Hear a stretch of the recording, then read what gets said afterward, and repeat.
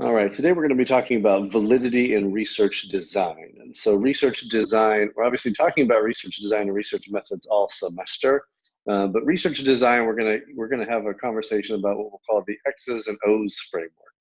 And the idea here is that you're going to be, when we talk about design, we're not talking about all parts of the design, because, we could be talking about measurement and some of these other things that are part of really our research design as a whole. When we look at X's and O's, we're basically talking about, um, when the treatment is started, which is our X uh, part of the design. So really we're looking at, you know, not necessarily always a treatment, but when do people start getting exposed to the program? And with O's, we're going to be talking about when um, data is collected and how many times. And so this is typically, usually outcome data is the one that we're focused with. And the reason for that is, you might collect demographic data and things like that. A lot of times you're going to probably collect that once at the beginning and maybe once at the end, sometimes only once. But in a research design, you may potentially look at, collecting um, output data every month for 2 years, or potentially every day for, a whole 6-month period or something like that. So typically when we sketch out our X's and O's, the O's are usually always at least representing how many times we're going to collect outcome data. So, we're concerned about that. Sometimes we're also going to be talking about treatment exposure, because oftentimes, we're looking at, well, how many months have you been in the program, or how many services, counseling hours, et cetera, have you received? Sometimes things like that. And then probably less often, but possible, we call this demographics. And sometimes this is also, I'll put this as a separate item, but independent variables. So, it may be something like your socioeconomic status, or sometimes we're talking about control variables. So if we're looking at, say, an education program, and we're looking at educational outcome like test scores every 6 months, right? We may be concerned about student demographic characteristics, how much counseling and after school hours they've received from a program to help them with their tests. And there may be other control variables, like every month we're going to ask them about how often their parents spend outside of class helping them with their homework, because we know that's an important control variable for the analysis, and it's going to be something that potentially changes every month. If we're asking about, in the last 7 days, how many hours have your parents spent helping you with your homework, each time we collect that outcome data, that number is going to change. And we also want to make sure that that new number is reflected each time. So it could be any of these things, but typically at a minimum, we're talking about at least collecting outcome data. And so that way we can compare that. As far as demographics, checking it before and after. Certain things like education level, so you might be looking at, depends on the length of your study. So if you're looking at like elementary school, preschool education, it might be a very long period of time where somebody might be in a different grade level every year that you're collecting new data on test scores. Or if you're looking at grades, for example, somebody might only get grades twice a year. So if it's a 3-year study, you might need to collect demographic characteristics like someone's grade and age each time that you do that, because it's going to change from year to year. If you're looking at potentially employment things, it might be number of hours worked in a given month as a control variable, or hours in a week. Potentially, weekly or hourly kind of pay or something like that, that might change every single time if they get new jobs, things like that. So it's not always necessarily essential. So if it's a 6-month study, then age won't change. You don't need to collect it again. But sometimes it's useful if things potentially have variability over time. So we're going to be looking at this research design topic. One thing, right, the typical way that we sketch this out is, we're really looking, if you think about, this is a graph and this is time, right? And so this would basically represent the start of data collection, right? And not necessarily data collection ever, but data collection for your study. right? And this would be the end of, I'm gonna say end of study data collection, right? Because the program may keep collecting data for a while afterwards, but that may be something that doesn't concern you, because after you cut off collecting any more information, then you have to do your analysis at some point, so you have to cut things off. And then typically, if you think about it this way, we usually have swim lanes of sorts, and so one of the things we're looking at is we'll usually have uh, right, we have a control group lane, right? And then we have our treatment group lane. And so the treatment group are the people who are going to be experiencing the benefit or services from the program. The control group typically is going to be that additional group of individuals we collect data from that are not experiencing the services that we want to use as a comparison to establish what we call the counterfactual. We'll talk more about that. Right? And so the idea here is that what you'll see, right, the typical, we'll call it a traditional experiment that people are used to seeing, right, where you have a laboratory and you have a scientist, they have two Petri dishes, and both Petri dishes are the same, right? We have one Petri dish here in the control group, we have another here, right at the start of the study. So we're collecting data on both at the start of our study for both of these Petri dishes. One of them we are going to add a new chemical to, right, further down, right, the time span, right? So consider this as, right, time passes, right?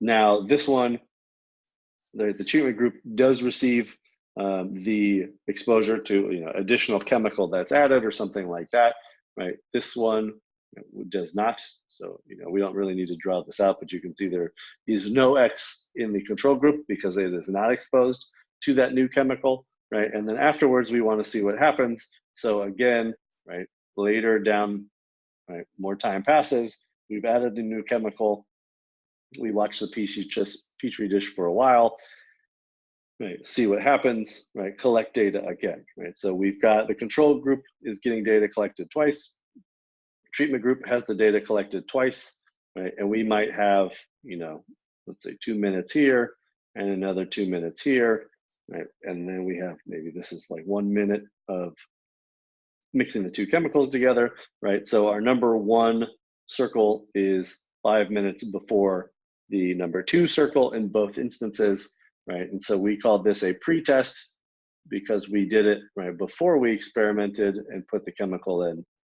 And we call this a post-test because it comes after something happened, right? And even though we didn't expose the control group to the new chemical, right, we want to collect data a second time because we're looking to see if anything that happened here as a change is reflected or not here in the other group, right? And ideally, by adding the new chemical, we want to see something happen different in the control group than we do with the treatment group.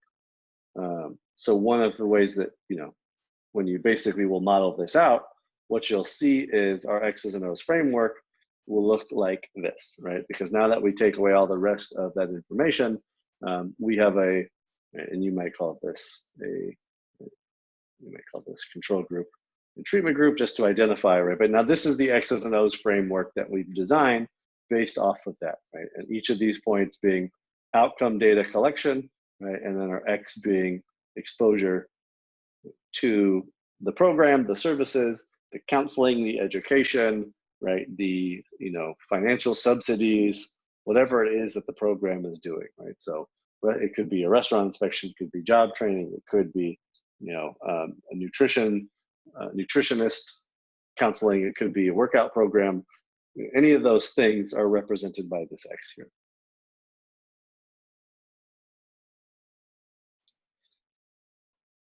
So key concepts, right? When we're talking about validity, we care about research validity. So good research design is something that is valid, right? And what we're talking about when we say valid, right? This is important, which is truth of an inference, right? Remember, what we're going to have is a program. We're going to say the program leads to a positive increase in an outcome, right? So typically we're going to say, whatever it is, right, program increases right? Right, income. Say it's as simple as that. It's a job training program. Whatever the program is, it leads to an increase in income, right? As simple as that. This statement that the program increases income is an inference, because what we've done is we've created a research design. We have measured the outcome we care about. We've collected data, we've analyzed it. And when all of that is done, all of that was done so that we can specifically choose to say the program does or does not have a positive impact on somebody's income, right? When we choose to say from the analysis, it does look as though, right, that there is an increase in income, we have made an inference. Validity has to do with this idea here, which is, right, the truth of that inference. So how good are the conclusions about cause and effect? When we say this program, right, leads to an increase in money, right, is that true as a statement, right? Is it valid to say that or not, right? And then typically, right, the idea being that we have a scale of more, right, to less valid, right? We also have a scale of, right, better to worse research design. And so we're concerned with avoiding a worse research design because that will make our conclusions less valid. And by having a better research design, we're likely to be more valid in our conclusions, meaning less valid. We don't have a lot of faith that this program leads to an increase in revenue or income for a person, versus more valid, right? We definitely believe strongly that this is the case. In terms of validity, there's a number of different types of validity, how it can be broken down. And so we're going to look at these different types of validity and go through each of them. There's usually four major ones. This first one is this idea of internal validity itself, right? This is, if you see here, the covariation between A and B reflect a causal relationship. So this idea here that we talked about, where we make a conclusion that is, this program leads to an increase in earnings potential amongst participants, is a conclusion that we are drawing. And internal validity is that idea, which is the validity of that statement, right? So when we say, did the treatment make a significant difference in this situation, right? We're concerned with causal reasoning errors, meaning, right, if you didn't measure income, for example, you measured wealth, right? And so somebody has more money after your program, but it was all inherited, right? They don't make any more money from their job. And you said, well, yes, these people earn more money as a result of their program, right? That is something that reflects a worse research design and results in you having less validity. That is not an accurate statement if a whole bunch of your participants all received inheritances and you measured, right? Remember, we talked about measurement validity before, or measurement reliability validity. When we're talking about measurement validity, if you have an invalid measure, you introduce poor internal validity into your research design. And so we're concerned with that because, if you measure poorly and you say the program leads to an increase in earnings potential, right, it actually didn't. It resulted in a relationship between people in the program inheriting more money, but not earning any more money, right? And so their wealth increased, but that's not the result of the program. And so you erroneously attributed that change in earnings to the change in wealth through inheritance, and therefore made a invalid claim. So this, right, tends to be what we're talking about with research design. Internal validity tends to be also something that I would say is first concern, right? Measurement validity we'll talk about in a second, but really when you talk about X's and O's and you talk about getting rid of, right, you need control variables, right? You need logic to the statement, right? You need data that supports, right, the hypothesis and the research question.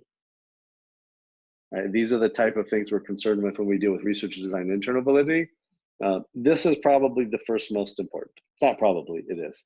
And the reason is because if you don't have internal validity, then what you're saying is that any conclusion that you draw as a result of the analysis you've done can't really be trusted. And so all of the research you've done is more or less worthless, because if it's not internally valid, right, you're making worse conclusions and therefore there's no point. right? Some of these other types of validity they matter, right? But you have to have internal validity first, because if you don't have internal validity, then nothing else will hold, right? If the internal validity is gone, it doesn't really matter what your measurement strategy is. If it's good, if your research design is totally botched, right, you're going to have no internal validity, and so measurement doesn't matter. Idea of external validity, right? This is about inferring whether cause and effect relationship will hold over changes in person, setting, treatment variables, or measurement variables. This idea is typically has a lot to do with sampling, and we'll talk about sampling in the future, which is, does the subset of people that we've collected data for who are in our study, do they represent enough of the general population that we can say this program leads to a positive change in earning potentials, right? And I can infer that if we were to add more persons to this program, let's say from the university, this is for students, right? I have a strong feeling that all students at Cal State Long Beach would benefit from this program. There's external validity because our study has practical significance, and we can apply these research results to that broader population, right? If I stand outside the library and I collect my sample of participants, and I end up getting 400 people who are willing to take participate in the program, all of them are individuals who happen to be white males, and at the library at Tuesday at noon, right? That sample may not represent our total population of Long Beach State students, and therefore we may not have external validity, right? We may have internal validity to be able to say the program does lead to a positive change in earnings potential, right? But the idea that, that result would hold if we were to change the population of students we were talking about, or we were to apply it to another university, like UCLA or something like that, or change any of these other type of things, then that may not be true, right? So this idea of external validity has to do with, if you think about yourself as a policymaker in New York who gets a piece of research about a similar program that you run that was conducted in Los Angeles. When you get that study, do you feel confident that the results of that Los Angeles study and that similar program would be the same in the city of New York that you're working, right? That's the idea of external validity. Do we believe we can infer that the relationship there would hold over here, right? Now, the difference here is that, external validity, there's two schools of thought, one of which is, if I feel like Los Angeles is similar in population to New York, I feel like the context is similar, I feel like the environment is similar, right? And I feel like the program is implemented in a way that is close to what we're doing here. Some people would say, we feel there's external validity of this study, and we can believe that there's the ability to apply these results over here, right? Others would say that this idea here is the only way to really establish external validity requires an additional study.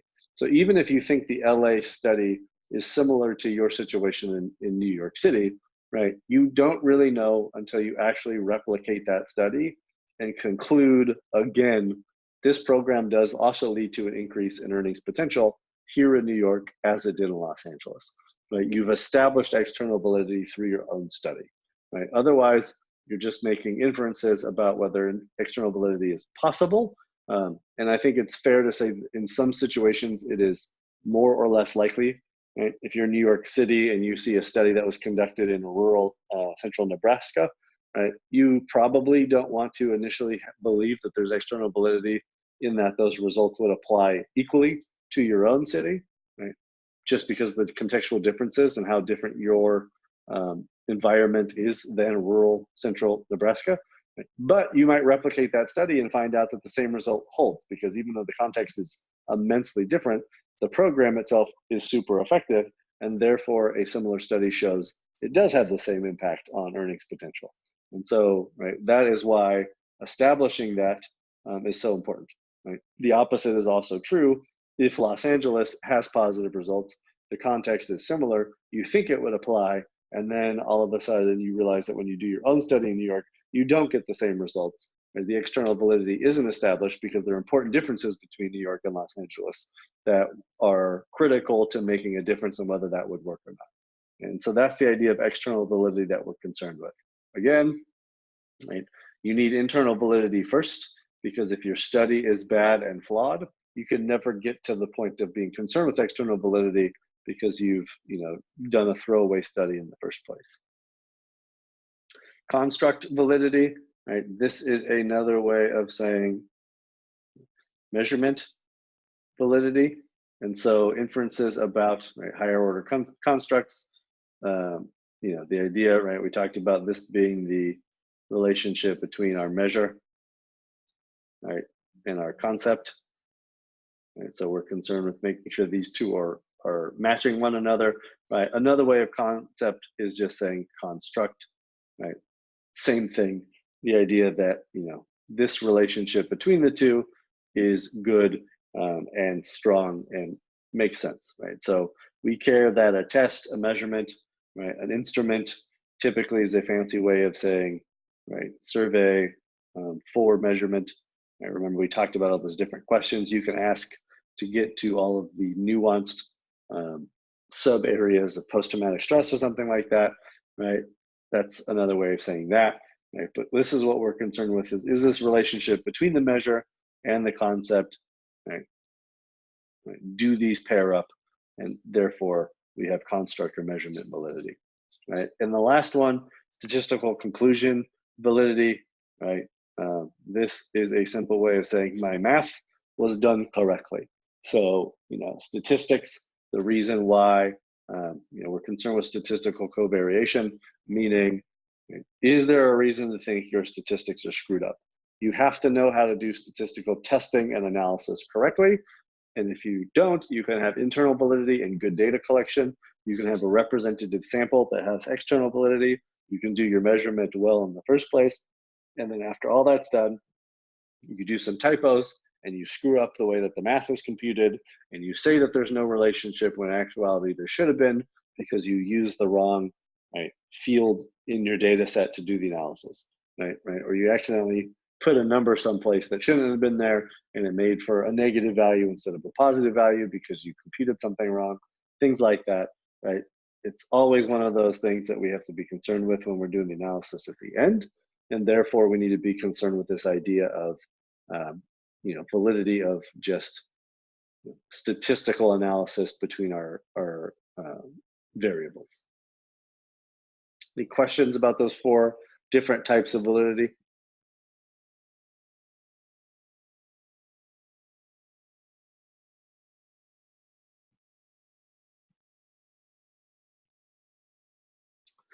So another important area to be concerned with is threats to internal validity, right? What are these different threats, right? These are the idea of heuristics.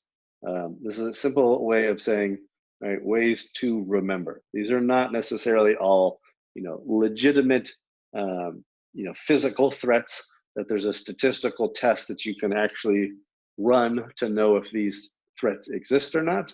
These are conceptual ideas that you can use in planning your X's and O's, right? Thinking about our X's and O's research design so that we can determine if we think there are potential threats that we need to address using our X's and O's measurement strategy, right? So, when we do this, we usually will refer to this list so that we can think about trade-offs and priorities. So we know no research design is perfect.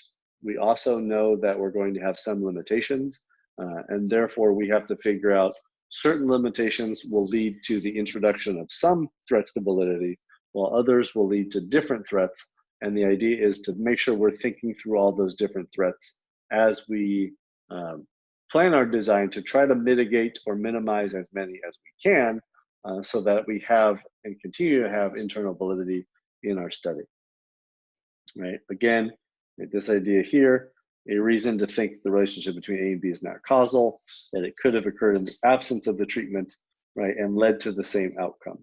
So what this means is, right, this is extremely important. If for something is to be a threat, right, again, let's use the example of the earnings potential, right? I'll give you a graph here. Right? You get your X and your Y axis.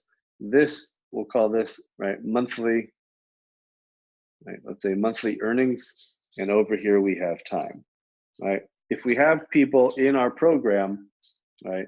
Again, remember, this is the start of our study here, right?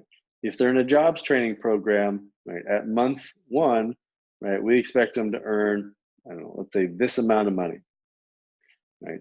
At 3 months, right, and 6 months, right, we would expect that, okay, well, if we're doing a good job, we should see some average increase, right? So maybe they're making, $1,200 a month, right? After 3 months, we'd expect to see some increase as of our program, right? So we'd say maybe they're making $1,500 a month, and at 6 months, we want to see a continual increase, where at this point, maybe they're earning closer to $1,800 a month, right? The trend line that we're looking for, right, is this, right? That we're seeing a positive increase. So if our program works, right, and let's say our program, right, our program starts right here for everybody. So this is where we start to see the data being collected, right? And this is where our program ends, right? A threat to internal validity has to occur in the same direction, right? So if we were to say, for example, right, our program should lead to increases in monthly earning potential. Over time, we should expect it to see if it goes up, right? If something is going to be a threat, right, it should also result in an upward increase in potentially someone's earning over a 6-month period. So for example, right, maybe let's say right here, right, there's a new California, right, minimum wage law that goes into place, right? So just as we started to have a program starting off, right, it started in January of the new year, there's a new California minimum wage law that goes in place that says we're now going to have $13 an hour bumped up to $14 an hour, right?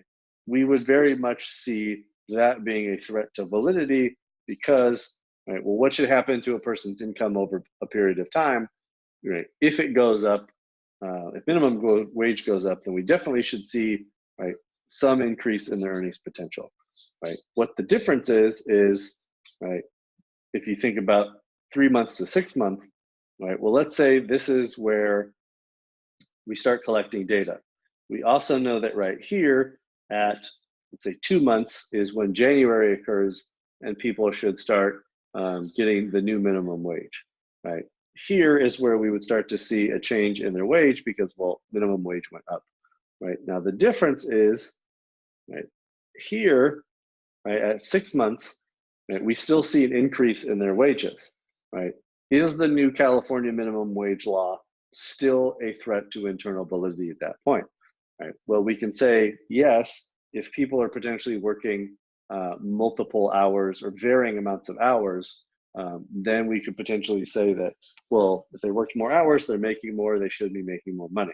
However, if this person that we're looking at here is only working 40 hours a week every single week, right, then one of the questions is going to be, right, how do you explain the change from here to here, right? When the law went into place, they should have seen an increase, but their minimum wage is not going to change again after 3 months. That's only going to change once at the beginning of the year.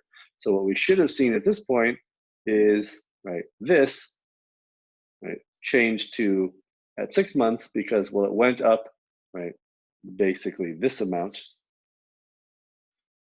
right, because of the minimum wage law, right? But the difference that is reflected here in orange, right, is still unaccounted for because, right, minimum wage wouldn't go up again. And so this is one of those examples where we have to say, well, for something to be a threat, right, it needs to explain the whole continuity of this change. Well, the program having a positive impact on somebody's earnings potential does explain this continual rise in them making more money, finding new jobs, right, earning more, right?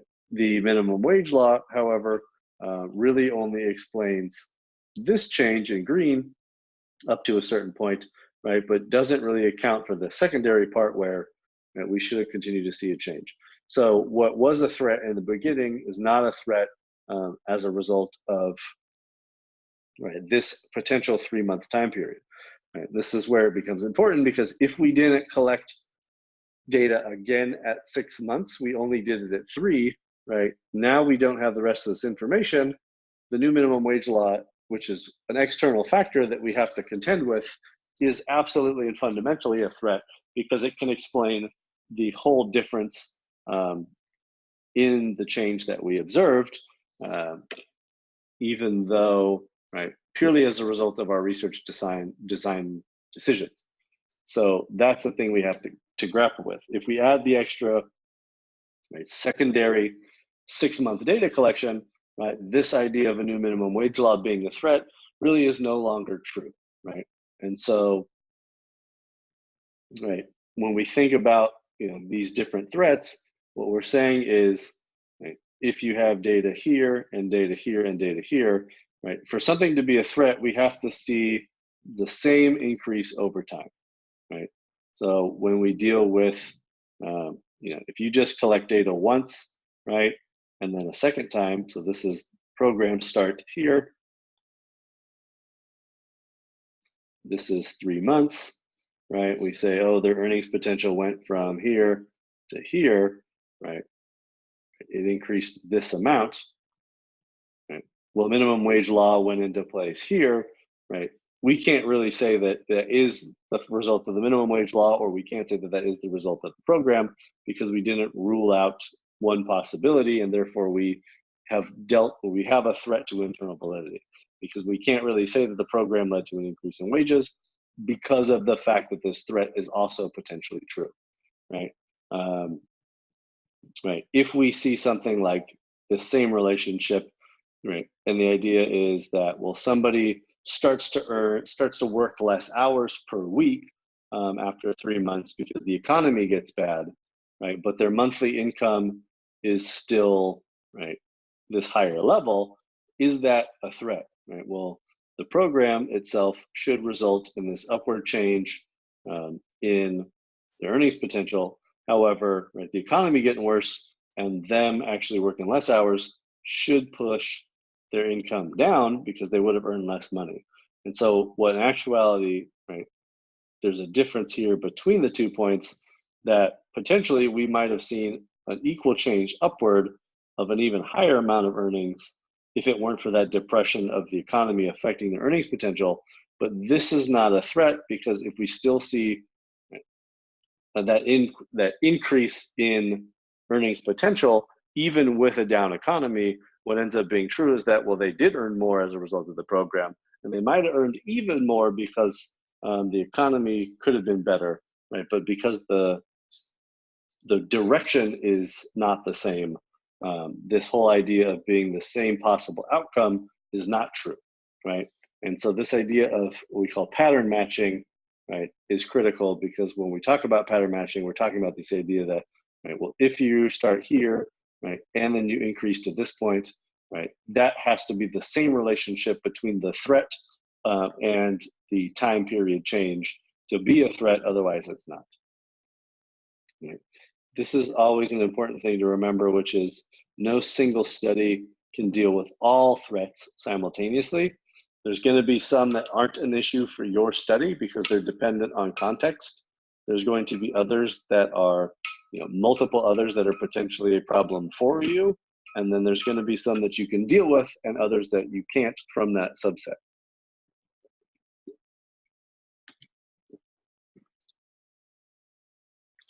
So here are the different threats to internal validity that you have to be concerned with. And I think hearing through some of these will kind of make sense as we talk about things, right? So this first one is, right, this lack of clarity about which variable occurred first. One of the things that happens is, right, again, we have a time period where right, we're implementing a program. Right? So remember, we've got our kind of control group, treatment group. Right? If we want to say the program starts here, and we're going to have been collecting data, right? Let's say this is January 1st, right, 2020, new law goes into effect. right? Minimum wage immediately changes that day. Right? It's obvious that everything after it, right, after this period, is when the new law is in place, right? So it's clear that after that red line, everything is coming after the new uh, minimum wage law goes into effect, right? Let's say in the same scenario, we have this green line where we say we're starting a right, community, right, we're starting a community improvement project. Right? So we're concerned with January 1st, we're going to kick off the project. And then what's going to happen is, we're going to build a new park and we're going to build a new community garden. We're going to get all this up and running. And we want to see a positive impact on the community as a result of our improvement program, where the minimum wage law kicked in January 1st and changed for everybody. Right? This community garden situation, right, a community improvement project might take us 3 months, let's say 3.5 months before really we're even close to being done with it. And for some of you who've worked in government and nonprofit work before, 3.5 months might be very optimistic. This might be a 2-year project, right? That takes us a very, very long time to finish. One of the questions is, if you have a threat to internal validity, is that something you disclose in your research finding or something that necessitates restarting the research based on the new change? Typically, because you can't deal with all of them, any good study should have a limitation section. And in there, you should be open and transparent about the trade-offs that you make, and let whoever's reading the article make determinations about how much they want to believe the validity of your conclusions. So, if you can't deal with them all, right, you can say, well, one of the issues in this study is that, right, we started to see, right, let's say this is we call this citizen satisfaction ratings, right? Maybe from this point they were low, right? And we started to see an increase in citizen satisfaction over 3.5 months, right?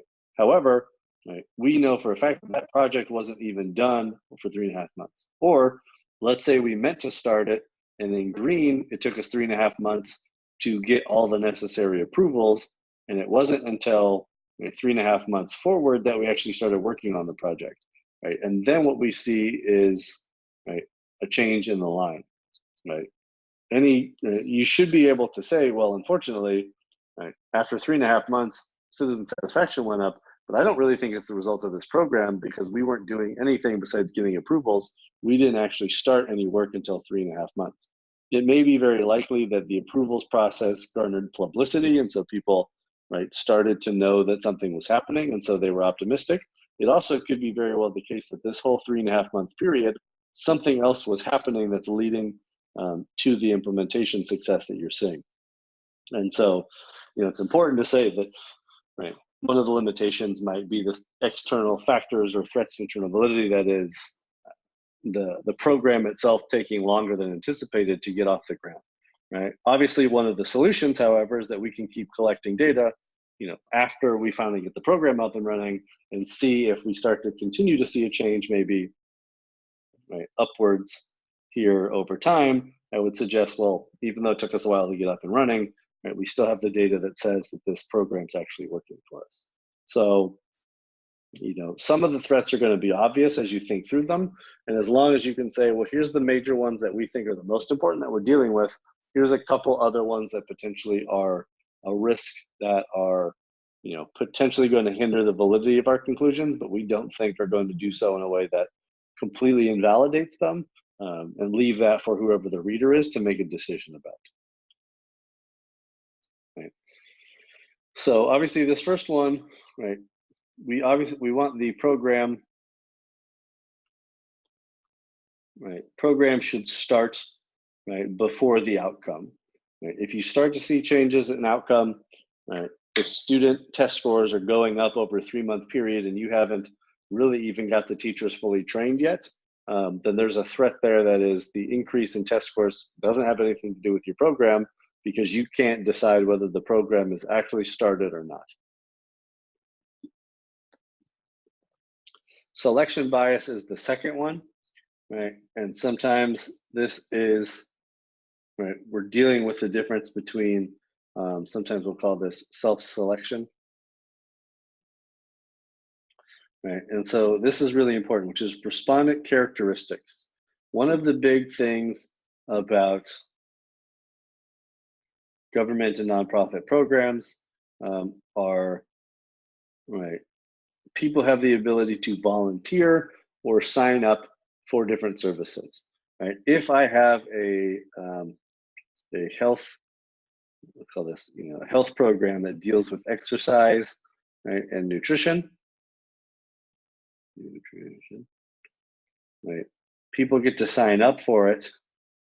Right? One of the things is that some of the difference, if we see positive, healthy outcome changes, is that the program itself is not responsible for them, but the characteristics of the participants is, right? So, who's very likely for from a population to sign up for an exercise and nutrition program? Probably people who have a strong interest in improving their health, right? They want to get healthy, they want to eat better, they want to work out more. And so somebody who's interested in that is somebody who's going to sign up for our program. And then when we see a positive change in the outcomes we care about, BMI goes down, healthy eating goes up, right? It could be the fact our program works. It could also very well be the fact that the persons that all signed up for our program were ones that wanted a change, right? And there was characteristics such as motivation or interest in bettering themselves, etc. And that's what led to it, right? So if you think about it from this perspective again, visually, right, we've got a period of time, right? The individuals who sign up might be not doing so well, right? Over time, however, right, we see an increase in healthiness, right? People get healthier, right? We think it's a result of the program. We have another group of individuals who didn't sign up, right? Who, right, basically we see no change because they didn't have an interest, right? And so this is, right, healthiness goes up with program, right? The same people, let's say call them in blue, who would have signed up for our program, let's say they sign up on the list, then our program gets its funding cut, so we can't do anything with our program, and so we just track the same people for 3 more months, right? We see this happen, right? Health goes up, right, with no program, right? It's not because of our program that actually anything happened. It's because the sample of people we had were people who were committed to getting in better shape, so they signed up for our program. But if our program went away, they could have potentially also, just decided to go to the gym instead, and that's the reason for the change we see, right? And so this blue line, right, and this increase in health that's in blue is a threat to validity because of selection bias, right? Because we can ultimately say, well, the individuals who signed up might have just been more motivated, and therefore, if we did not had our program or any other program, we would have seen a positive change as well. And that is actually what's resulting in the conclusion that their health got better over time in general. Right? It's not because of the program; it's because of something else, which is these different individual characteristics of this population. Like, part of this is why we have to deal so closely with control groups and trying to prove the counterfactual, which is, right, these individuals who signed up, right, would not have been better off without our program. And that is something that is probably and usually always is the hardest threat to validity to deal with. One of the things that we can do to try to deal with this is the idea of random assignment. So random assignment is this idea that, right, I have a sample of volunteers, right, to be part of my program, and they all signed up themselves.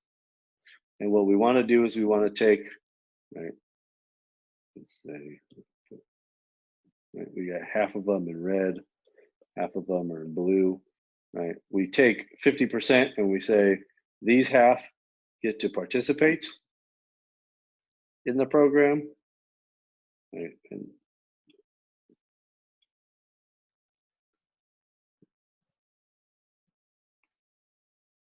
right? And these half get to participate.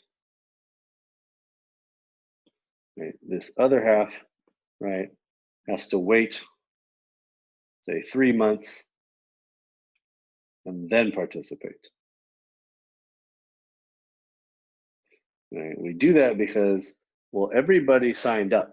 So we know that they all have an interest in improving their health, right? But we don't want to grab anybody from, across campus who didn't sign up because there might be some underlying difference between the two of them. So we actually cut our volunteers in half and we say, okay, well, half of you don't get to start the program for 3 months because we need to see if you all potentially are having a 3-month change in your health, right, that gets better in the absence of us doing anything. If so, now we know, we have information about the potential concern, right? And so if we have this chart, we might see, right, everybody starts here, right? Our red group starts there, our blue group ends up at the same level of health, right? We know that these people all signed up, and we have a selection bias problem.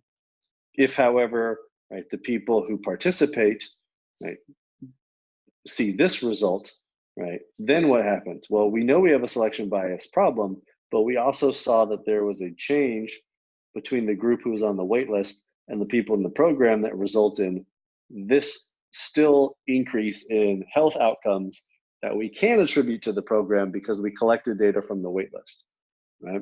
So that's why we use that control group to try to establish what the second line might be, right? If the wait list, if they fundamentally weren't benefiting at all as a result of their program, we wouldn't see any change, right? But when we look at line 3 versus 2 versus 1, 1 would be if nothing happened. 2 is if they still were interested in getting themselves healthier, and in the 3 months they weren't participating in our program, they were doing something that improved their health. And the third line is the people who did participate and saw both an improvement in their health as a result of the program and just because of whatever the underlying motivation or personal characteristics are, right? They're one of the reasons, right, why we potentially can't always deal with this issue, right? Random assignment is not always possible. And there's many examples where somebody gets to sign up for our program and they really, we don't have the option of turning them away. We don't have the option of putting them on a wait list, right? We run health clinics for individuals who are uninsured or underinsured, right? From a ethical perspective, people can't sign up and say, I'm in need of healthcare, and I can come in and say, well, we're trying to do some research to see if we're having a positive impact. So we're going to go ahead and just not treat you for the next 3 months because we're doing some research, right? We have a WIC program that's going to help mothers take care of their babies, teach them how to breastfeed accordingly, right? Teach them about the value of nutrition, and we're going to give them vouchers to be able to feed themselves well because they don't make enough money, so that they can better nurture their children during pregnancy. And again, I can't, for the sake of just in the name of research, say, well, hold on, you got to wait a couple of months before we give you any voucher services because we're trying to do some research here and it'd be really helpful to us, right? Even though you qualify for this federal program, we're going to turn you away for the sake of research, right? That typically is the number one reason why, right, we can't always use random assignment. Right? Not everybody who signs up can we turn away, put on a wait list, right? Put them in a does not receive benefits type of a classification, right? Sometimes we can put people in a more benefits versus lesser benefits, right? So some people get more services and less. Typically, this ends up being in a situation where it's a pilot program or it's, we don't know if the program works. We're starting a new initiative. We've only got so much money.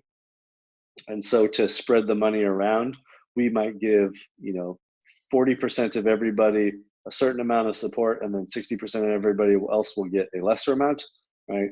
Maybe that's a way of dealing with this issue a little bit.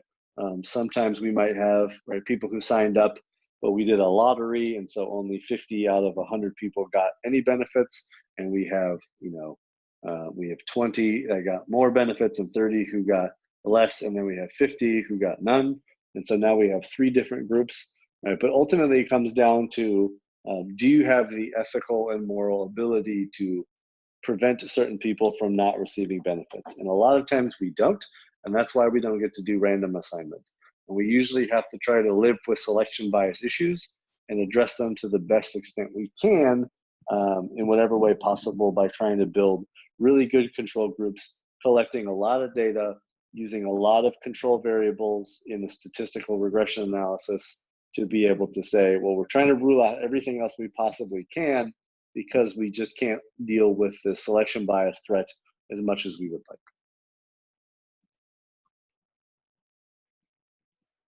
Make sense? Any questions about selection bias? That tends to be one of the more difficult of them to try to understand. It's very difficult to assess, but it is one that is also perpetually an issue in public sector programs and services where, you know, oftentimes as much as it's a big issue, it's also like, you know, are we going to throw out doing any research because we can't always deal with this issue? Is some selection bias in our research still better than not doing research at all? Usually the answer is yes, right? So, you know, if there's ways to deal with it through random assignment, if there's ways to deal with it through wait lists, those type of things, great. If not, right, try to see if there's a way of measuring major characteristics. You know, so even if we don't know how motivated someone is to potentially lose weight and get in better shape, we might be able to ask questions about, you know, strongly agree or strongly disagree with the following statements, right? I'm extremely excited to improve myself and lose weight, right? We can ask questions like that where we try to measure motivation to get in better shape, and we can use that data to help control for it in our analysis, right? The you know, critical person who's always going to call out selection bias will always say, well, maybe there's some other characteristic that you're not measuring. And while that's potentially true, because you never know which ones you don't know, I do think that if you have to deal with selection bias, trying to measure some of them and control for them using statistics tends to be a better way than just ignoring them completely, right? So yes, motivation to get in better shape is something we can try to measure, and it's not the only thing that could potentially lead to someone ending up in better shape, but it fundamentally is something that would, and so measuring it and controlling for it is better than not doing it whatsoever. History, right? The next idea, right? This is the minimum wage example that we just talked about, right? Some event occurs at the exact same time of treatment that would cause the observed effect, right? So, right, again, this is where the event would lead to potentially an increase, right? And the program, right, would also lead to an increase, right? So remember, the program, if the program goes up, right, the event leads to a decrease in the outcome. Right? This is not a threat. This, however, is. So, you know, there's a new minimum wage law that goes into effect. At the same time we're running our program, it results in everybody earning more money. We now have a threat because that event occurred at the same time our program was trying to increase the amount of earnings potential people have, and therefore, right, it is a threat to validity because it took place at the same amount of time, right? You know, if we're doing a nutrition program, it starts in January, right? Everybody at the new year wants to get in shape, but at the same time, January is also the start of a new statewide campaign where, you know, schools implement a whole bunch of new standards for physical fitness and education of teachers. And so while we're rolling out this program, the entire 3 months, there's a whole bunch of new activities that the school is doing. Also, right, that can be convoluted with the same effect as what our program would do, and therefore we have a history threat to internal validity.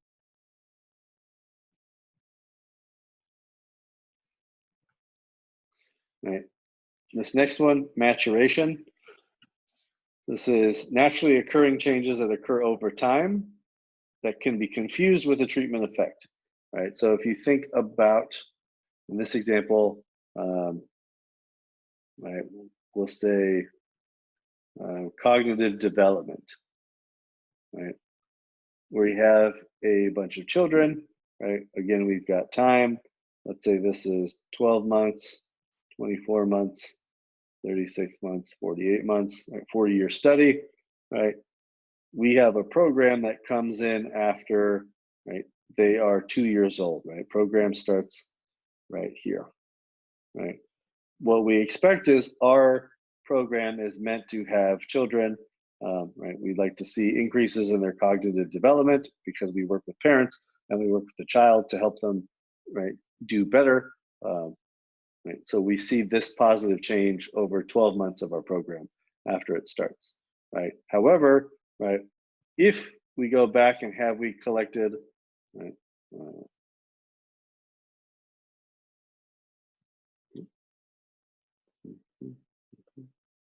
program starts here, right? We have this positive change. If we were to collect additional data, however,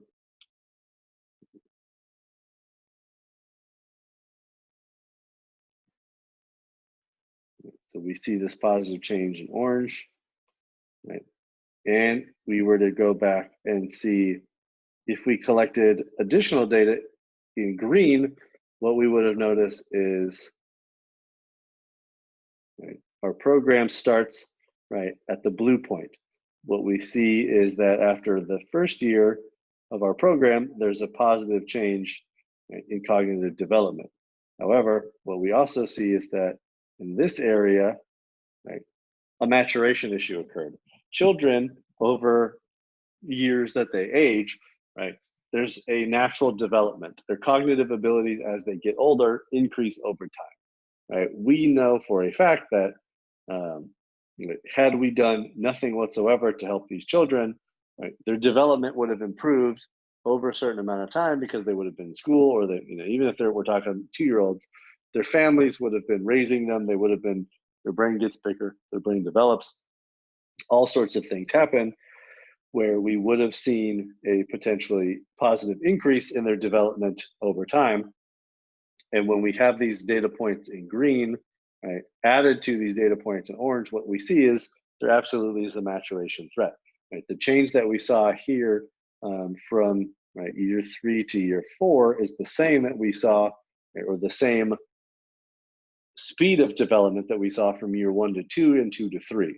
Right? What we want to see, right, by having right, by collecting more information is that our program kicks in, right? We get point 1 and we get point 2, and at year 3, right, and year 4, what we see is actually a speed up of development, right? And so if we collected data, right, this year 1 would be a pretest, this year 2 would be a pretest, right? So this is actually what we would call a dual pretest model. Right? Our program kicks in, and then we have 2 post tests.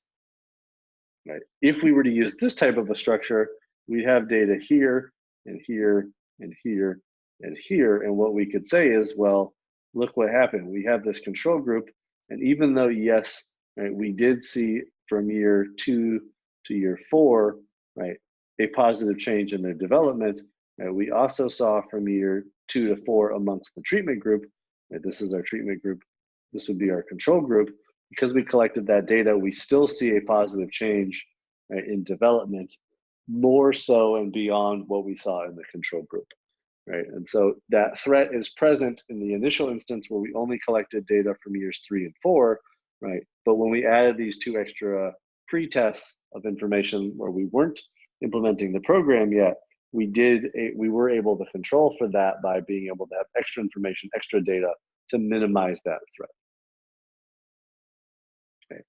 Typically, this tends to be something maturation.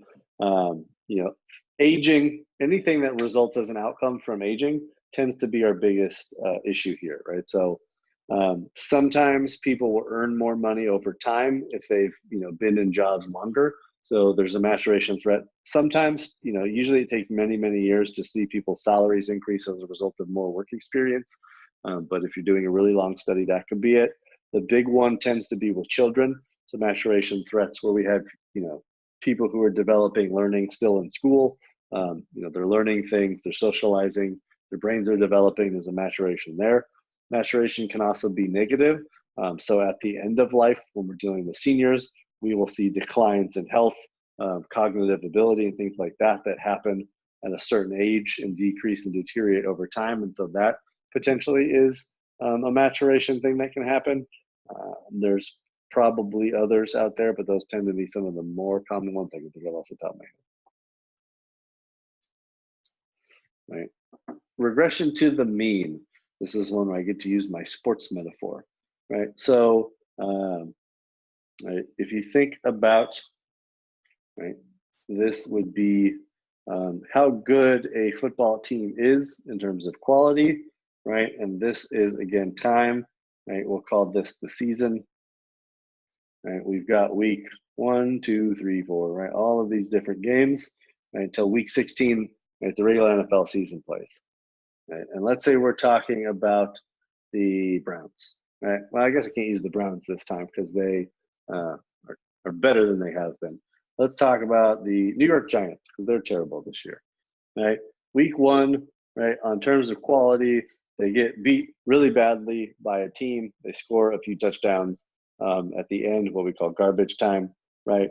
They're so far in the hole that the other team gives up. They score a couple points, and so they pretty low quality, but not completely zero, right? The next week, they basically get stomped on, 50-0. They score no points.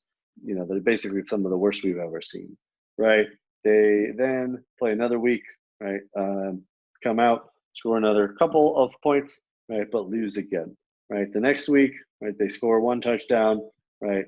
Lose again. So now they're 0-4, right? What we start to see is this trend beginning to emerge, right? And this is important to remember, right? When we talk about a mean, right? We're also talking about an average, right? So if we were to say the average level of quality for this team, right, at this point is this blue line, right? More or less, if we had to average it out, right, in terms of quality, this team is very bad, right? We can expect that, right? Let's say at this point in time, between weeks 4 and 5, right, they fired their coach. Right? Their coach sucks. Everyone hates him, right? Team morale's way down. And so now all of a sudden, right, everybody really turns it around. And the next week they come out, right, and they beat one of the best teams in the NFL. The home game, it's Sunday night. All of a sudden, right, everybody's super excited. They got a new coach, got new motivation. They win, right? This is only 5 weeks into the season. Right? If you think about this red line, right, there's a couple options here, which is this red line, right, the new average? Right? Do we really want to believe that because they fired a coach, right, all of a sudden they're going to be moving from one of the worst teams in the NFL all the way to one of the better teams in the NFL as a result of that? Right? It's possible. And if they got a new coach in who really was substantially better, right, then there's a reason to think that. But let's just say that they fired their head coach, and in week 5, their assistant coach was serving as interim head coach. And so he came in and just tried to help the team out, get through the rough patch while they're looking to hire a new coach, right? What is equally likely is that we will experience a regression to the mean, which means at week 6 and at week 7, right, guess what happens, right? Maybe they're not quite as bad as they used to be, right? The following week, right? And the week after that, right, they still haven't got a new head coach, right? And then after that, right, they come middling back around to, right, what we basically expected, which is, right, they've regressed, right, meaning, and this could be positive regression or negative regression, right? Regression can be, right, upwards or it can be downwards, right? But their mean, which is this low level of performance, right, low quality, this average, basically losing NFL team, right?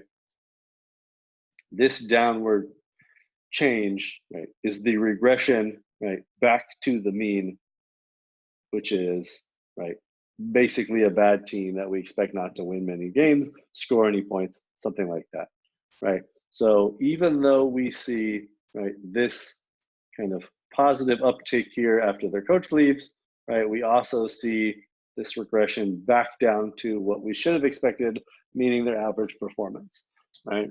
So this can be a threat that we typically see when, if you're dealing with, let's say, test scores, right? And somebody who we have an examination. Let's say I'm a really good student. I get straight A's pretty much all the time. Everything goes well. I do well on all my exams. And then there's a school-wide exam where everyone has to take it. And if you do poorly on it, you get placed into this kind of supplemental, homework assistance tutoring program, right? And the night before, right, my parents get divorced, and I'm up all night, and I'm dealing with family issues, right? I didn't really eat because I had all this like home drama going on. And so while I've been continually a great student, I get to the class the next morning, I have to take this exam, I didn't study, right, and I bomb it. When I end up in that training program because of my test scores, right, we want to see that my scores go up because the program is better for me, and is having a positive impact on helping my test scores get better. Right? What is also equally likely is a regression to the mean where, as a good student who gets past dealing with my family issues, gets to sleep and rest, right, and return back to my normal self, I'm likely going to return back to being a good student with straight A's, right, who does well on my exams. It's just the sheer fact that, right, I was chosen to take the exam on one of these days where I was at a rocky point, right, but in actuality, my average was up here all of the time. I just bottomed out at the point of that particular examination, right? So my regression to the mean would be back upwards into a situation where I return to being a good student who's going to do well. And it's no longer, we can no longer say that it's the program having a positive impact on my test scores, because in actuality, it's the regression to the mean threat that I was a high performing student who just got picked at a point that was low, and I gravitated back upwards. Right. Same thing, the opposite direction. Right. Somebody could have a really good day. Potential. You can think of a situation where somebody has a really low average. All of a sudden, right, there is a, they potentially, let's say, they find all the answers to the test, right, in the teacher's office. So they memorize all the answers. Right. They're normally a bad student. All of a sudden, up here, right, they do a really good job on that test. Right? And so we don't put them in the program because it looks like, well, all of a sudden, right, they've turned their life around, they're studying harder, and they're going to be doing good in school. When in actuality, what we start to see is, right, another backslide, right, back down to the mean, which was, well, they just had the answers to that test. They didn't have answers to all the tests, and so they regress back to the average of being a low performing student because nothing else changed other than that spike as a result of cheating.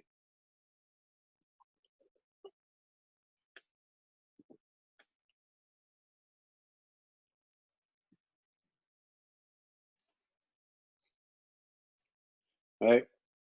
Attrition, right? This is, right, loss of study participants.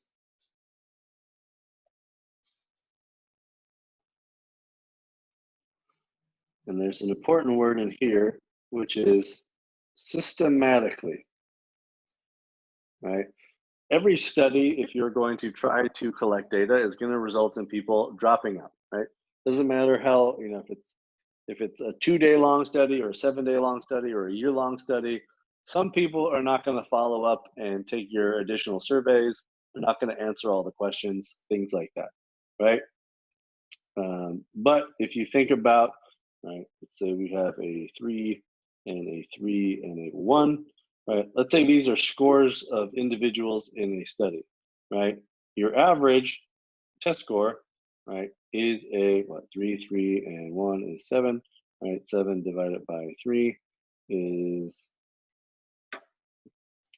let's give you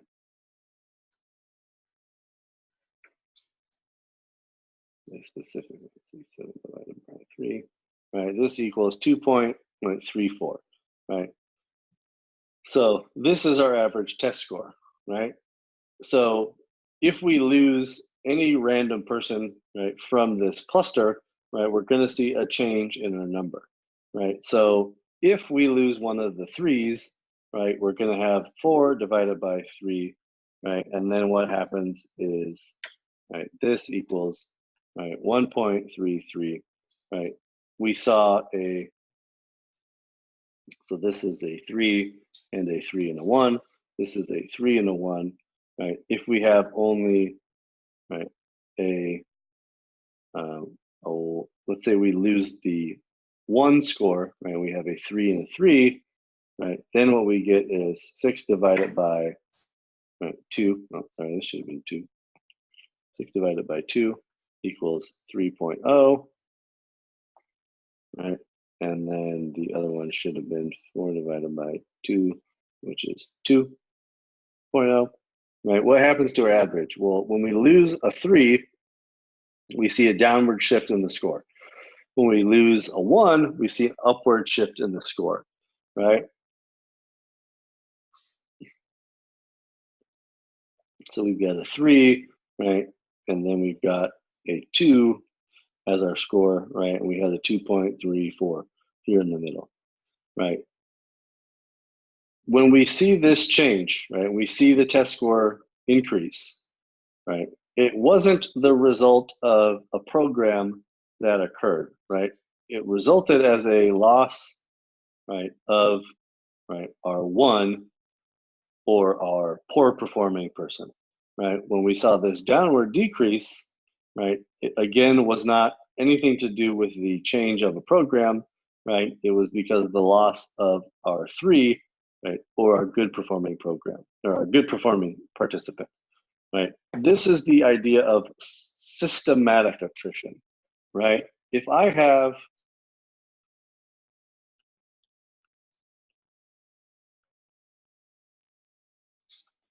right,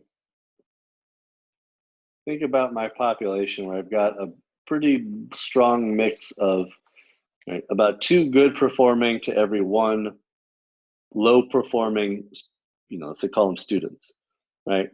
If I have normal attrition, meaning it's not systematic, what that means is, well, I'm going to lose about a 3 and a 3 and a 1, right, and a 3 and a 3 and a 1, right? On average, I'll lose, if I only have 1/3 of my low performers, on average, I should lose about 1/3 of them in the total loss that I see, right? So let's say I have 100 people, and I lose, 10 of them out of just general, the study was too long, I couldn't follow up with 10 out of 100 people, right? We'd expect to see about 3 or 4 be low performers and about 6 or 7 be high performers, because we have 2/3 high performers, right? And we have 1/3 low performers, right?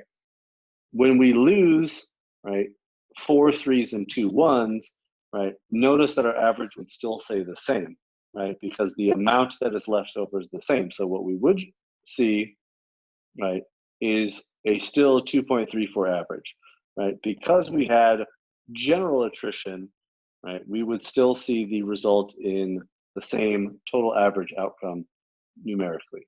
However, right, if we have systematic attrition where our program is very rigorous and it requires a lot of work, and so all of our better performing students stay with it, but all of our lower performing students are the ones that say, well, this is too hard, this is too much work, right? I'm not good at school, and I don't really want to be in this program anymore, right? What happens to our average now, right? We lost all of our low performers, and we moved towards, right, a higher average score because of systematic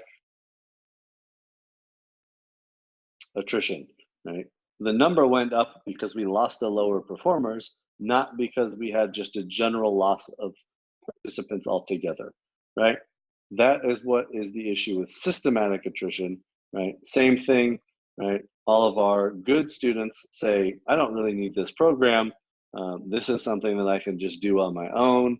I'm going to basically just skip it, right? We are now left with a bunch of only lower performing students who really need the help, and our score goes down, right? Not because they potentially aren't gaining from the program, but because our overall score changed because we have systematic attrition of our better performing students, right? And so this is the idea where it's not necessarily attrition, this general loss, right? But the losses of systematic high or low performing participants that are skewing the outcomes that we're concerned with. Right. This can be mitigated somewhat by having extra pre-tests, right? And so if we have an idea of, test scores, right? If you lose people, one of the first things we might want to do is, if we have this kind of, pre-test information, we might want to go back and check and see, right, well, does it look like everybody we lost was a 1, or if everybody we lost was a 3? And if they're mostly 3s that we lost because we had that data from when they started the program, right, we should know that that's was likely going to have an impact. If it looks like it's a pretty good balance, we can say, yeah, I don't really think this is a systematic attrition bias, because we know that we have a pretty good mix of people who dropped out.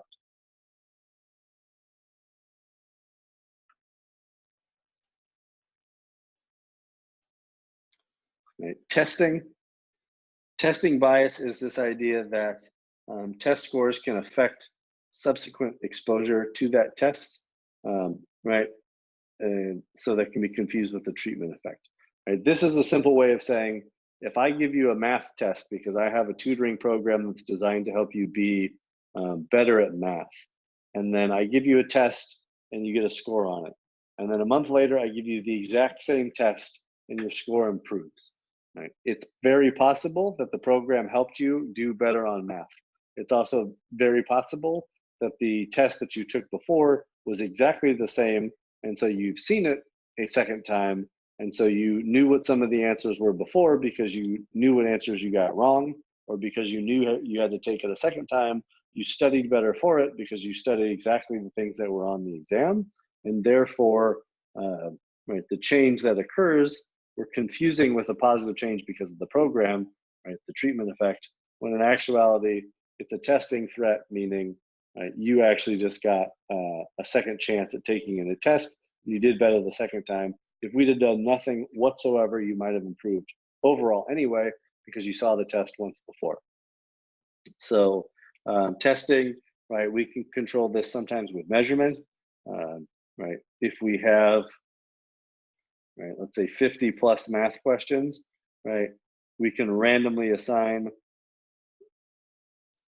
let's say 15 or so each test.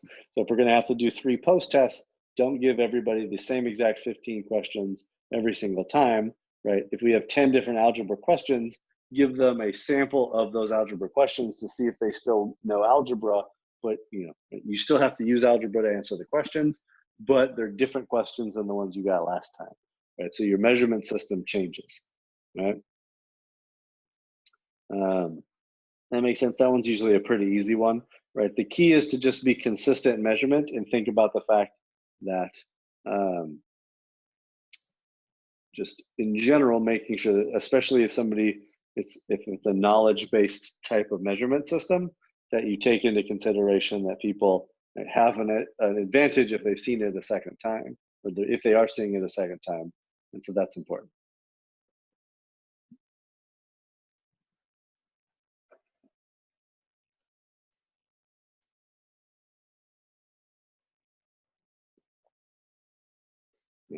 Instrumentation, this can be 2 different things. The nature of measured change over time or conditions that can be confused as a treatment effect, right? There's 2 different things. One of these is called the Hawthorne effect. If you think about, if you ever took the org theory class, one of the things they talk about was the Hawthorne experiments. And what happens was, right, people were being studied in a manufacturing plant, right, and they dimmed the lights, right, and then what happened was the productivity went up, right, and then they dimmed them even more, and productivity went up, right, even higher, and they dimmed them again, and productivity went even higher, to the point that they were working in the dark, right, and productivity was the highest it's ever been, right. What we learned from that is the idea that when you actually put value on people, right, in this case by studying them, it didn't matter that light had any impact on productivity. The sheer fact that they were being studied and participating in the research meant that they were having a positive reaction to being studied, and therefore were doing better, right, productivity-wise as a result of being studied, right? So sometimes we have to be concerned with that, which is, right, it's not the fact that our program is helping people work out more and exercise more and eat better, right? It's the fact that we are having them participate in research, and therefore they know that their weight and BMI is going to be monitored, And so they are pushing themselves harder to improve in that area in general because of the study, right? The other way that instrumentation can be something that affects what you're doing is the idea that you can change your measurement definitions. And so this isn't quite such as the testing threat is, right? But let's say that, you know, there's a federal poverty line, right, that we can use to calculate whether somebody is technically, right, in poverty or not, right? And we'll say at the start of our study, right, we use 200% of whatever that line is to define someone as, right, in or not in poverty. And at that point, let's say we have 80% of our participants, right, meet this criteria, right? And then at the end, right, we have 200% federal poverty line, we have 80%, right, that are impoverished. At the end of our study, we decide that, well, it's actually much more normal to use 185% the federal poverty line, not 200%, because that's what the government used to classify whether people earn benefits or not. And then using this definition, what we see is that only 71% of people are in poverty, right? We could erroneously conclude that we actually saw a result in a 9% reduction in poverty rates as a result of our program, right? Because it was so useful at helping people.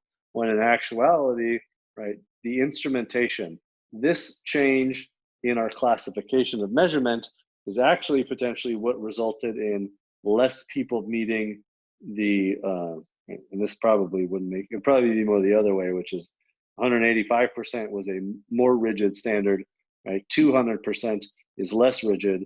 And so not as many people met the, no, I guess it would have been right.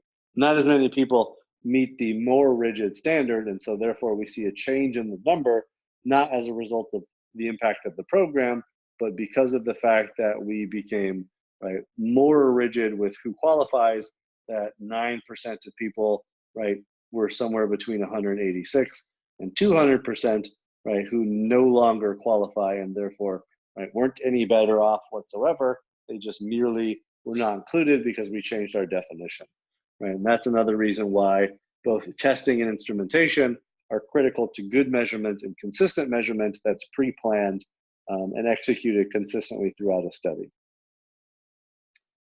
right? This last point is just the sheer idea that any one combination of these effects can interact with other ones, right? So you need to be cognizant of all of them, right? Some of them can impact the others as well by having multiple. It's very difficult to probably know any potential one of these, but the idea is that, right, you want to be aware of them, think through them, identify which ones are likely to affect your study in some way, shape, or form. And if you can, through your X's and O's design, try to target having a positive impact in mitigating them or eliminating them by changing, improving your measurement, having a lot of pre-tests and post-tests, using good counterfactual groups, right? If you can use random assignment or a wait list or something like that to establish a control group, all those different things are what will help you mitigate these. Questions about that at all?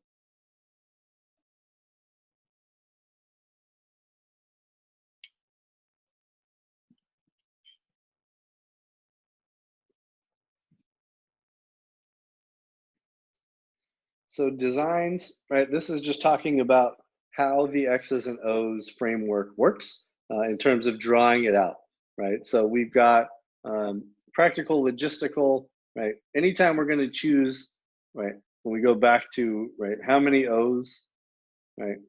Right. This is when, right, and how many, right? How much data are we going to collect, right? There are practical considerations. We only have a certain amount of time. We only have a certain amount of resources and staff, right? We have ethical considerations. So we can't always necessarily use a control group because of ethical reasons why we can't withhold benefits. Stakeholder considerations, right? People paying us money via a grant have particular requests. Maybe we're collecting data specifically for a federal audit and we have to collect certain information and therefore we need to target these official requests. All of those have to be taken into account when we do our research design, right? But ultimately, right, we want good design, and we want internal validity, right, is the thing we're trying to shoot for. To the best extent possible, maximize internal validity, right? 3 design elements, right? When measures are taken, right? This is the O, right? Comparison or control group, right? This is kind of the 2 different lines that we're going to use. And then the presence of random assignment, right? Random assignment is typically identified by the R.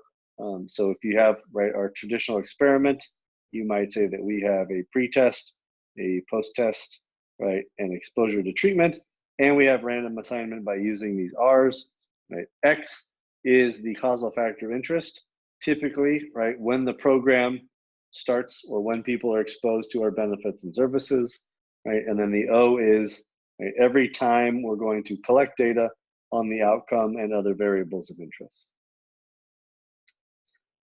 Right? What we call no control group designs, these are non-experimental. These are typically a situation where our internal validity is weakest, right? These are good for the kind of descriptive normative questions we talked about before, but we don't use random assignment and we have no control group, right? So if we have a group of people, right, we have nothing but people who signed up for our nutrition program and our exercise program, right? We pre-test them, we enroll them in our program, right? And we see how their outcomes change. We don't know if somebody else who didn't participate saw any change over that same period of time or not. We're comparing them either to themselves and sometimes not even that, right? They might just start the program and we see what their outcome is, right? And that's basically that results in us having data like this, which is outcome, right? Program starts, and then we have 1 data point, right? And we can say, well, this is the data point, and this seems good, right? But we don't know if it went up or down or anything like that. And that tends to be something that we need to be concerned with, right? Because, right, well, we can improve drastically by just adding a second, right, data point collection and pretest that either says, look, nothing happened, or look, right, there was a positive change, right, purely by adding 1 pretest. Right, so these are some examples, right? This is, right, what we saw before, right? 1 implementation of the program and 1 post-test. We'll ignore this for the time being, right? This is the pre-test, treatment, and then post-test situation, right? We can have something where we pre-test once and then again, and then expose to the program and then post-test, right? This is, right, helping look for that potential maturation issue to see if there's a trend that's occurring before anything happens. We can ignore this one also, right? This is a good example where we collect data, right? We expose people to the program. We collect data again, wait a while, collect it a second time, right? Remove the program. So let's say, right, the program starts, they're exercising here, still exercising here. The program ends, and then 3 more months later, right, we see what happens after they stop being involved in the program to potentially see if there is some, adverse reaction. And so what we'd like to, we don't necessarily want to see it, but what could potentially happen on something like this is pretest treatment, right? Removal of treatment, right? We start to see, health outcomes are low, right? They start the program, health outcomes are high, right? They potentially sustain because they're in the program and they maintain a good amount of health, right? The program ends, and then what happens is they return back to a lower level of health, right? In a perfect world, we'd like to see them at least, from our program sustain that level of better health that they got from our program, right? But if the program ends, we might see this reduction here, and that can be useful also to say, well, they need to stay involved in our program in order to maintain and continue to reap the benefits of participation, right? Another version is something like this, where we have treatment exposure, right, treatment removal, right, and then, right, regaining of treatment exposure. This looks something like this, where if we have, right,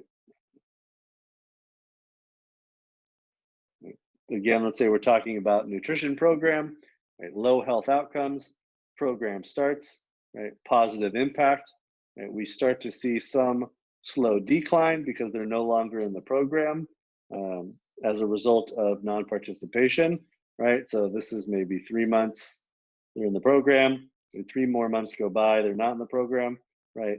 We let them re-enroll for a second 3-month program, right? And then all of a sudden we start to see health outcomes rise again, right? What we've done is added a lot of extra steps down here, but we've also been able to say, if there's any threats to validity that we must deal with, they should have resulted in an increase in health outcomes during this period of time, right? Another decrease during this period of time, and again, an increase, right? So 3 months of increase, another 3 months of reduction, and then another 3 months of increase, right? And by doing that, it becomes very difficult to say, even though in this situation we have no control group whatsoever, right? And we can potentially say, well, that there might be threats to internal validity, right? The fact that we can turn on and off and on our program and see these different changes means something, in order to be a threat, has to have the same positive, negative, positive effect on health outcomes at the same 3, 6, and 9 month points.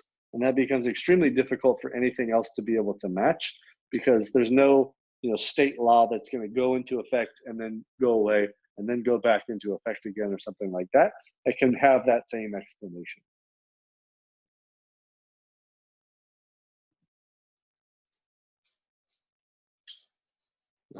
So this is looking at the role of counterfactuals, and this is trying to explain why a control group can be so important, right? Let's say we have 7 different villages here, right? Each one represented by a row, right? We have an average, and so we're interested in whether a male versus a female head of each village will result in different amounts of spending on water sanitation, right? Here we, instead of treating these as villages, we can treat them as cities, right? We're looking at different city manager budgets and whether or not they have a difference on male versus female city managers, right? If we knew, right, well, let's pretend these are cities. Carson, right, Long Beach, Torrance, right, Manhattan Beach, Hermosa Beach, Redondo Beach, and Hawthorne, right? If we knew that Carson had a male city manager, they would invest $10 million in water sanitation. And then let's say we had the ability to replace that male city manager with the female city manager, and we knew that they would spend 15 million. And we could do that, right, for each different city by changing everybody out with a new person. Right? That's not how elections work, but hypothetically in this example, let's say we can do that. We could start to see this treatment effect, right? The difference between the male and the female city manager was 5 extra million in spending. Here, right, it was no change in spending. Here, we saw a $10 million in spending change, right, and so on and so forth.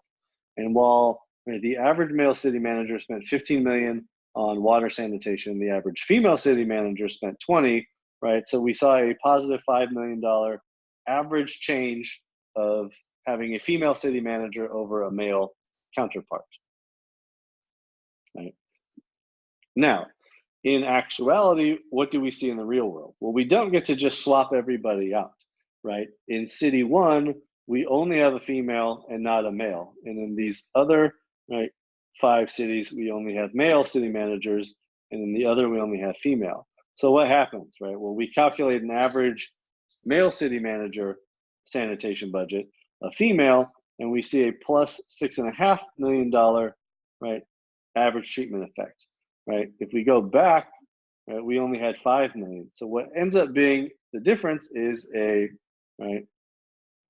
this case, a $1.5 million difference, right, between actual expenses and estimated expenditures, right? Because of the fact that, well, in data collection, we can't change everybody out and replace them with a new city manager. We can only observe the true state of the world, and we have to use that to try to estimate the difference.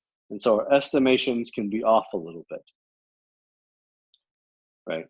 Because of that, right, we know that while we still want to make a control group, right, we have to try to estimate the differences. And so that's why it becomes important is, well, we're never going to have this situation, right? These data points are never going to exist for us, right? We're going to have to come back to having only the ability to estimate based off of imperfect information. And so we're going to estimate a number that is potentially different, and in this case, $1.5 million different than what we actually experienced in the real world setting if we could have swapped everybody out.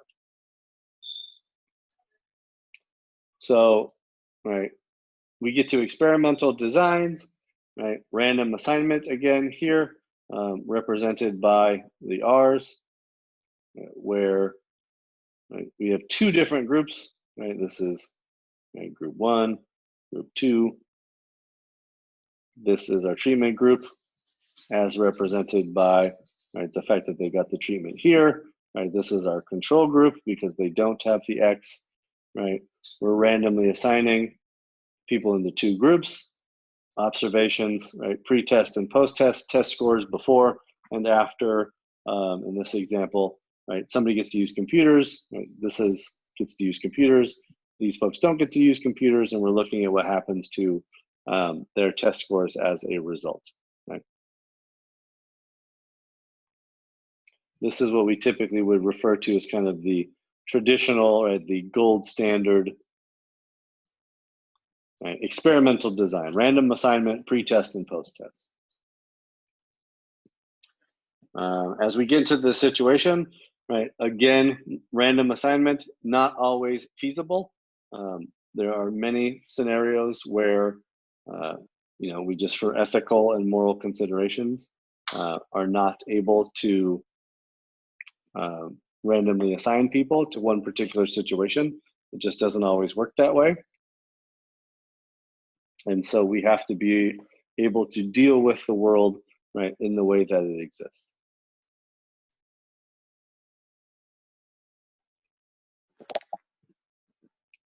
So, right, not necessarily perfect.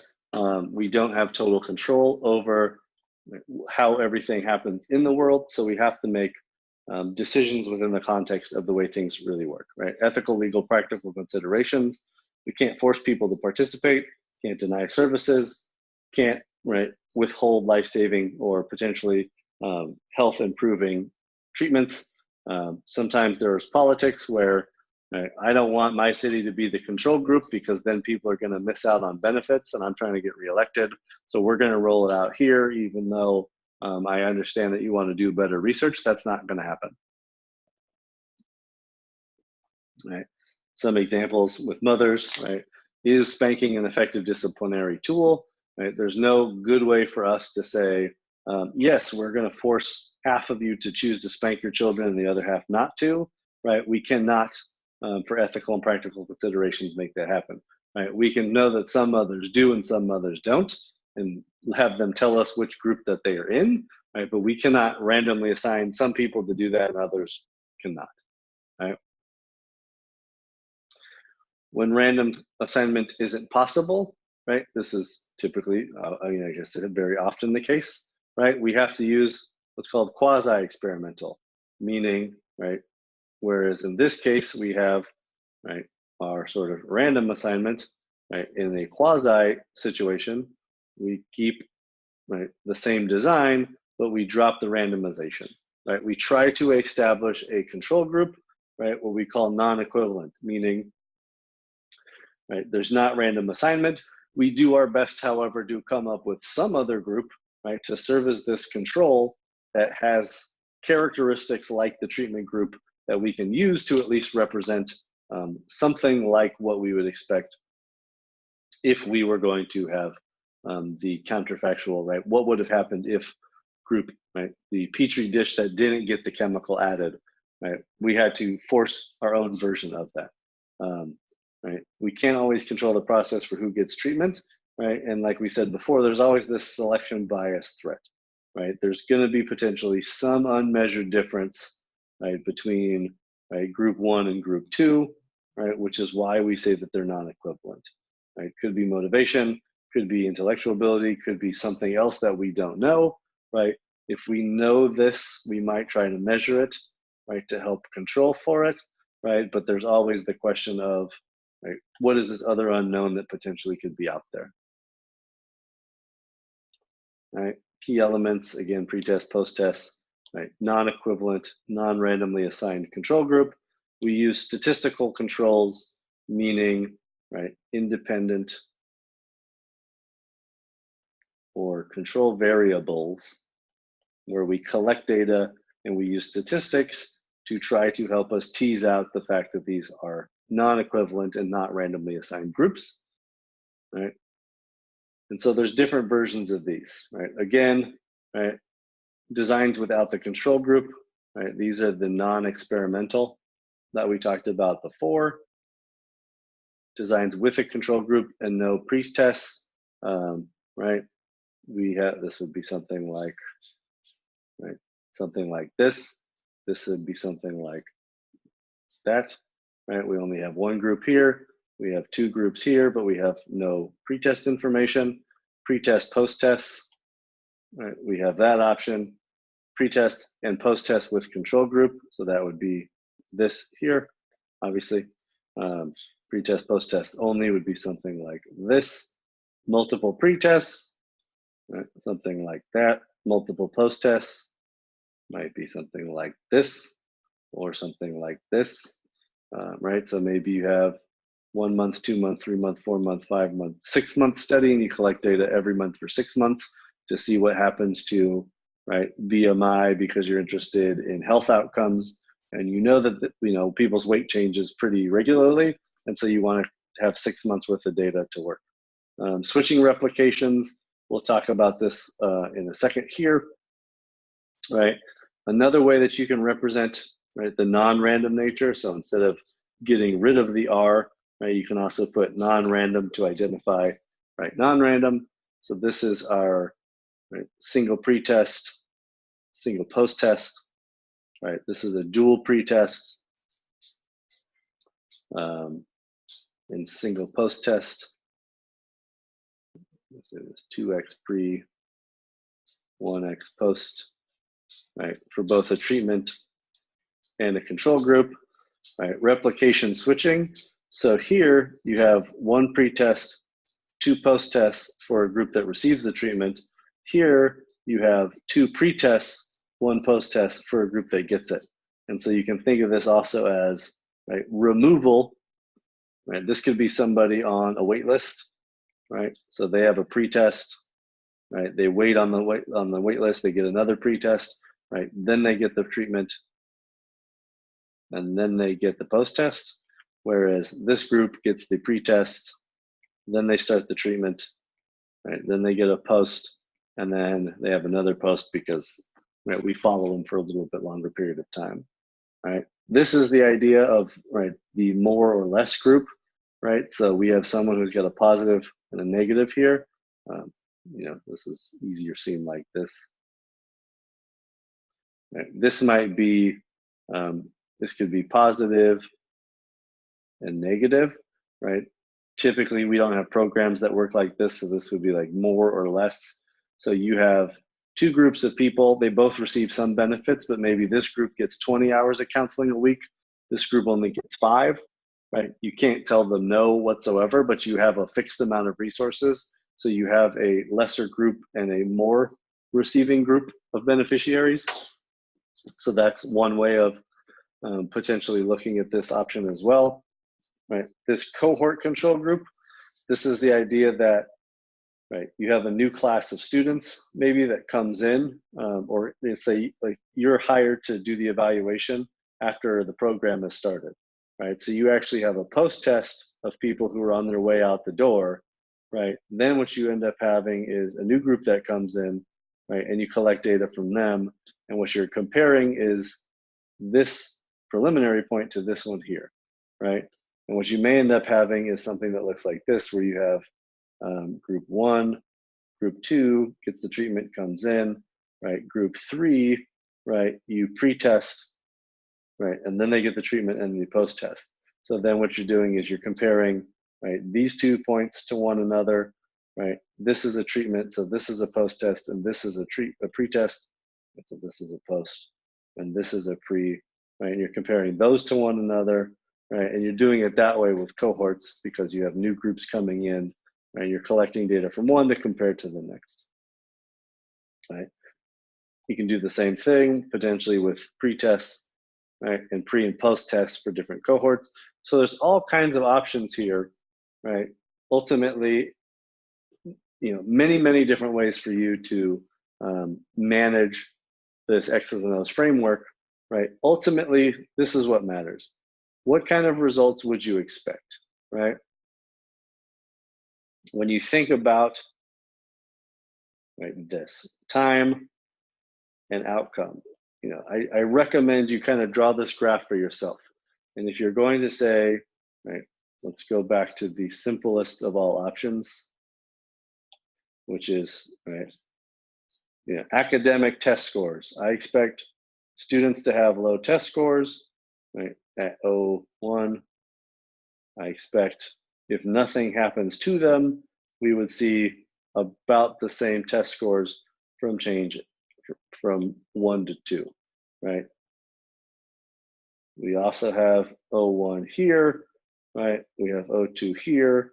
I would expect, well, these we should see, right, positive change in test scores as a result of the same change, right? So when you're drawing this out, right, you can use this to then classify your X's and O's framework, and you can map out and say, okay, well, if I add an O3, what would happen? Well, if they need to stay enrolled in the program to see better outcomes, right, then we'd expect it to drop off afterwards.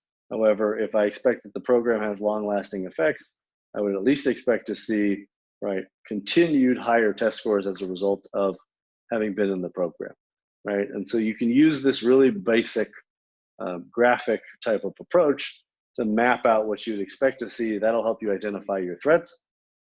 It'll help you know, right, what type of data should I be expecting to see higher or lower at each of these different points, right? Another thing we haven't talked about also is, right, the possibility of, right, multiple control groups, right? You might have a treatment group and a control group and a second control group that's a little bit different, right? Maybe these are, right, students, and these are, let's say these are current students. These are also current students, right? And you also have some, call them alumni or grads, right, who are out of the program, who were students the year before.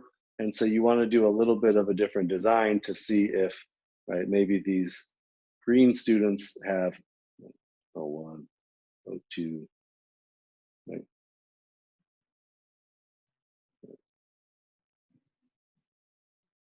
See if they have a trend like this, or you want to see if, if the program continued to work like we would have expected, right? We should see, something like this, right? And so this is our O1, O2, O3, O4, right? So it might be a situation like that where you have, 3 very different groups getting very different research designs based off your X's and O's framework, depending on what makes sense for your research design, right? Both groups might grow apart in the same direction. Maybe one control group has no change. Maybe the differences in the pretest favor the treatment group and they diminish over time, right? Maybe they get better over time, right? There's a lot of different ways this could potentially work. And so you want to try to think through what you would expect logically,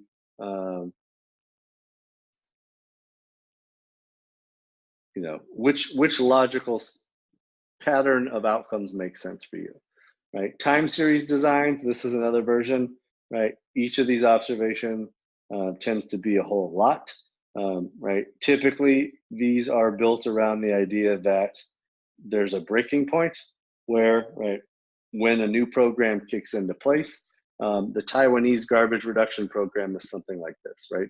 So, well, we don't have enough room to draw them all out, right? They collected daily trash information, right? for like 6 months, right? Which would technically be like 200, no, 3, right? We'd have, if we're doing it for 6 months, we've got like 180, right, observations of daily trash data on one side, and then we do 6 more months after the reduction program kicks in, and we have 180 points this way, right? So something like that could potentially be, right, we have way too many to list, but it's the same idea, which is every single day, right, we have information on how much trash is being collected, start a new program, right, and then afterwards we start collecting post-test data on trash outcomes every single day after it starts. We're going to skip that example for now because that's too not relevant. So the last thing I want to cover is your assignment Beachboard post for next week. So let me pull that up for you now.